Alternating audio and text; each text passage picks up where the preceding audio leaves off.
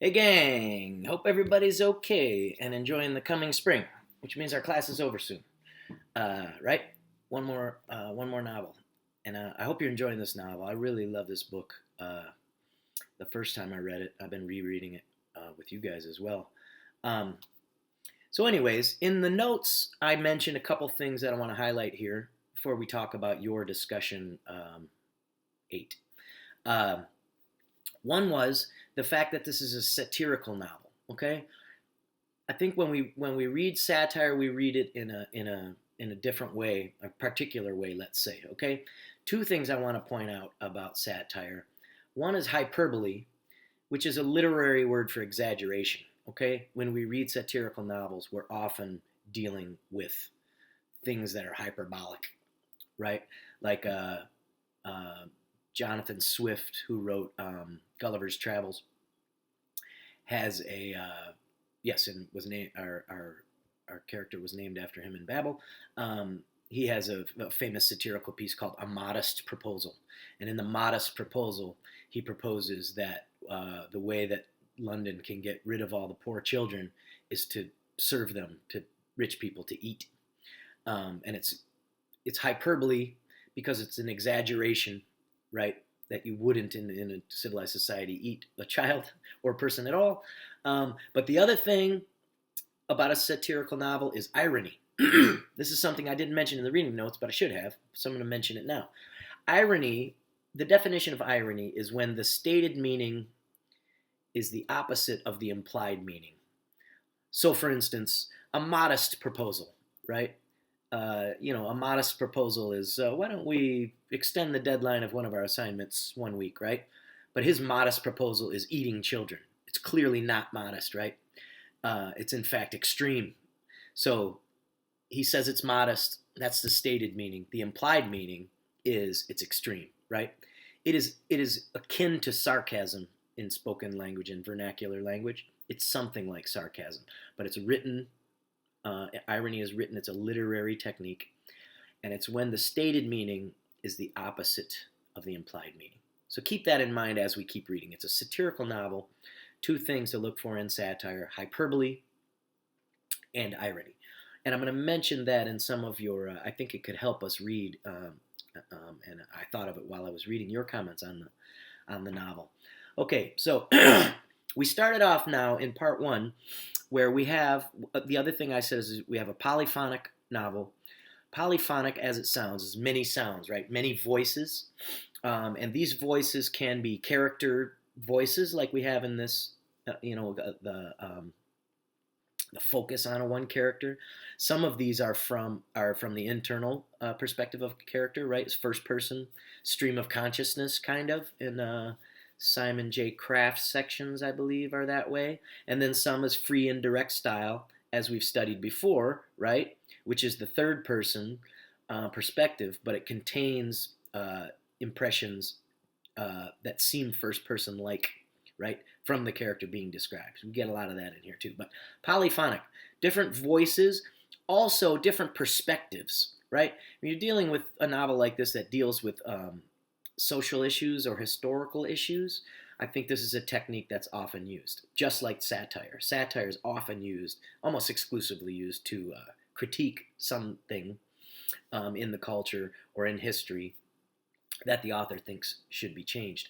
And similarly, polyphonic novels serve that purpose well because in a complicated issue like the one we're dealing with in Chain Gang All Stars, it's good to have different perspectives, right? So that's what we have in here. So the way I started this off then was to ask you to discuss one or two of these different voices and what you think they're representing about this issue. And many of you did a great job with that. Well, all of you did a pretty good job with that. Many of you did an outstanding job with that. One thing I wanted to highlight that you almost everyone did, except for a few exceptions, was that you discussed a pair of characters. Okay, I said discuss one or two in the prompt, and the fact that a lot of you gravitated toward two characters, I think, is wise, and it's an important thing to think about how we read novels and how novels are constructed by authors, right? I think it's very wise that these characters are in pairs. The pairs that we were discussed mostly in here, or often, is obviously, I think, Thurwar and Stax, right? What is the difference between these two? If Ajay Brenya is taking the time to create two different um, reactions to the fights, and they're also a couple partners in more ways than one, right? Then what is the purpose of that? What is the differences, right?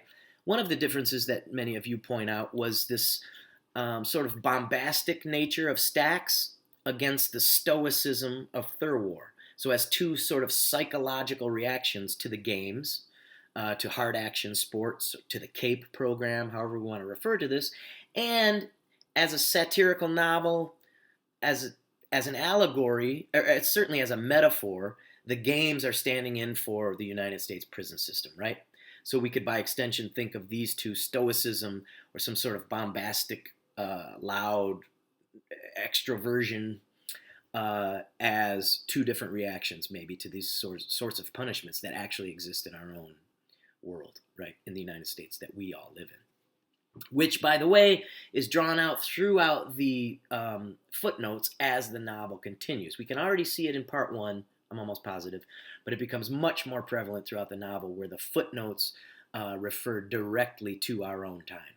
And I think that those two different levels of discourse, which I address in later reading notes, is a really interesting part of this novel. Right when you think it's so hyperbolic that it couldn't be real, you get a fact about our own world that makes you think of that issue differently, right? Which we have seen as a hallmark of speculative fiction. Okay, so keep that in mind. So back to Thurwar and Stax. Stoicism versus bombastic behavior was one thing. The other thing that some of you pointed out was Stax' focus on love, right? And how and some of you try to put that in opposition to Thurwar because she doesn't love the crowd and she doesn't elicit more love from the crowd. She gets that love because of her hammer and her forthrightness and her badassery, to use a word that's not maybe a real word, but they love her, right? Stax says, I teach you to love. I love you. She says she loves the people she's killing, right? And many of you pointed this out, and my question for those of you that pointed it out was, do you think that's ironic? Okay, I'll be less coy. I think there's at least some degree of irony there because the woman who says love all the time has all these X's all over her body that she keeps putting there for the more people that she kills. So the character that is most hyperbolically about love is the one who is most severely marked by the murders that she has committed. Well, keep that in mind. I think there's an irony there, okay? Whereas Thurwar has, and I don't want to simplify this, I always want to look at the nuances, but Thurwar has a more real definition of love and enacts love in a real way, right? In her behaviors as the leader of her chain, and the rules that she has for her chain and how that chain behaves as opposed to the other chains will be much more clear as we read the novel. But keep that in mind. What is love? Baby, don't hurt me. Sorry, couldn't stop myself from thinking that. But what is love in the mouth of Stax versus in the behavior of Stax? And I'm not saying she's not loving in her behavior, but in the murders, as she's killing, I don't think that you would disagree that that's not love. And the crowd, right? In what ways does she love them? And then Thurwar and her behaviors, her actions of love, right? How are those different, right? So another one that a lot of you mentioned was Will and Emily, right? And I was glad that plenty of you mentioned them in your discussions and connected with them because they represent us in some way, right? And by us, I mean those of us who haven't been incarcerated who are reading this novel. That may or may not apply to you, frankly. I don't know all of you guys. But I think the general reader who would read this, right? The people that were on the National Book Award Committee and made this a finalist, right? The readership generally conceived, I think, are represented in different ways. But Will and Emily are one of them, because Will is crazy about the games, and his partner Emily isn't. And then she becomes interested through we track that Ajay Brenya tracks it in the novel. How does someone who knows it's wrong, knows it's murderous, end up liking it, right? And one of the ways in which she does is link life, right? Link life is sort of like, well, is the reality show part of the fights. So if you don't like, I think the MMA is really barbaric, and I can't watch that um, ever. Uh, but if they had a reality show where these MMA guys were like interacting and dealing with each other, that might pique my intellectual interest to see how these athletes behave in front of each other, and then that might draw you into the thing that you couldn't stand before. Something that we see with Emily, which I think is interesting to keep your eye on as it moves forward. Um, and the other thing I wanted to say is, one of you was talking about, Morgan was writing about how Will was talking about how this represents fairness, that there's all kinds of different kinds of people and genders that are allowed to fight, and it comes down to one thing, which is the battle, which is fair for Will, right? And then we get Teacup, where Thurwar crashes a little kid's skull with a hammer, and he has like a pair of scissors or something like that. I forget exactly what he has. Certainly not fair, right? So that makes Will's, and I think Morgan mentioned this without using the word, but that makes Will's discussion of fairness ironic, right? He's stating that it's fair. The implied meaning for the reader who's reading this is it's obviously not fair. Okay, so keep your eye on that dual dynamic that irony provides, where people are saying things and they mean the opposite. Okay, and keep looking at these pairs of characters, because I think structurally in novels this happens lots of times. You could see it all over movies where two characters, Iron Man and Captain America, in that one Civil War movie, they represent different attitudes toward law and order, or toward federal law, or something like that, right? One of them wants to agree with the Segovia Accords. If you haven't seen these movies, my apologies. Phase one. But at any rate, pairs of characters, something to keep your eye on. As we move forward in my reading notes for part 2, I'm drawing your attention to 2 other things, okay? One, crucially, is the idea of the collective or groups in here, okay? So, for instance, Emily and Will represent, I said they represent us, or general readership, or us who would be maybe in the crowd of these games rather than on the battleground, if that applies to you. But how does that represents a collective idea about the games, right? That they're exciting, that they're fair, that it gives prisoners a fighting chance rather than rotting away in prison. They could win, they could be freed, right? In different ways, high freed or low freed. But that represents a collective perspective. Someone, Sean, made a discussion about Will, and instead of Emily, put in there Mary, or Mari, however you want to say her name. And that's another collective, right? Mari as the protesters. And and it's not just implied. I mean, the crowd is there, and Emily and Will, we kind of zero in on them as representatives of that collective. Mari and members whose names escape my mind right now, but different members of the protest group, they continue to be important throughout the narrative, right? Then we have the chains themselves. How does the collective of Thurwar operate differently than the Sing chain, for example, or one other that they have the melee with? Okay, chains are collectives. In the prison, before some of these prisoners get into the program, we have the collective of the prisoners, right? So, for example, Singer, who Shelby wrote a really, really impressive reaction to this discussion about Singer as representative of tropes of slavery. And I think from the spirituals to um, the way that he talks and the way that he thinks, the way that he's forced into silence at Auburn. I think that that is spot on. That Ajay Brania would totally agree with that. I think it was intentional that he's trying to have Singer be some sort of representation of slavery in the history of the United States, and as an effect of that, make some sort of comparison to the carceral system today, which books famously like The New Jim Crow by Michelle Alexander have made that historical comparison explicit.